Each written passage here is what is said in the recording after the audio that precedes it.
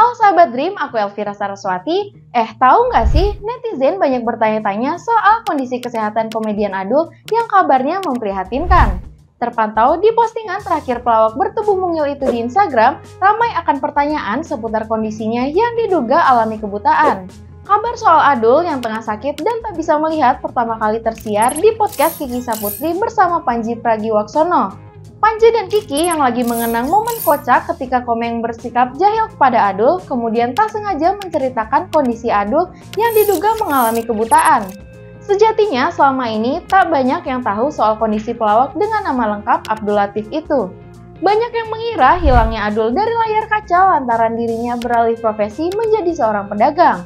Dirinya juga tampak lebih menikmati kehidupannya di balik kamera yang jauh dari sorotan.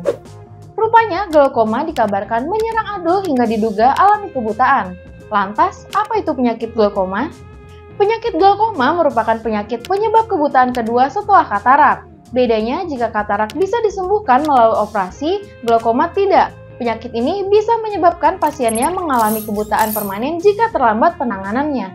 Begitu mengerikan hingga glaukoma dijuluki sebagai si pencuri penglihatan. Karena seringkali penyakit ini muncul tanpa gejala dan tiba-tiba saja penglihatannya hilang.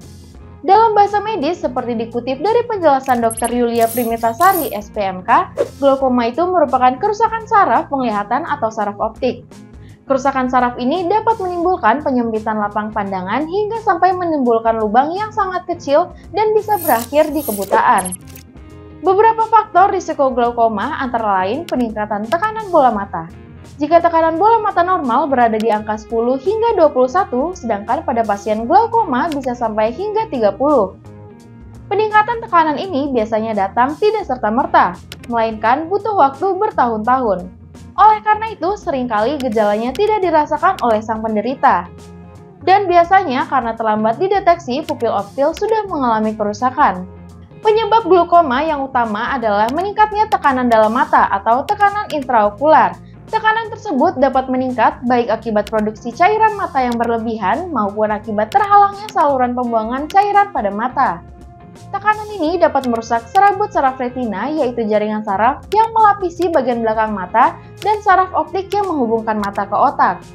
Sayangnya, sampai saat ini belum jelas kenapa produksi cairan mata bisa berlebihan atau kenapa saluran pembuangannya bisa tersumbat.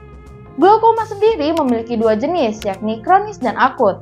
Glaukoma kronis biasanya tidak bisa dirasakan gejalanya, bahkan sering tidak khas. Hanya timbul rasa penat atau tidak nyaman di mata. Berbeda dengan glaukoma akut di mana pasien mengalami peningkatan tekanan bola mata yang mendadak. Dari normalnya rata-rata di angka 20 hingga menjadi angka 50. Selain itu, beberapa gejala glaukoma akut ini antara lain yaitu penglihatan yang turun drastis, kemudian mata merah yang seringkali diawali lingkaran di sekitar sumber cahaya.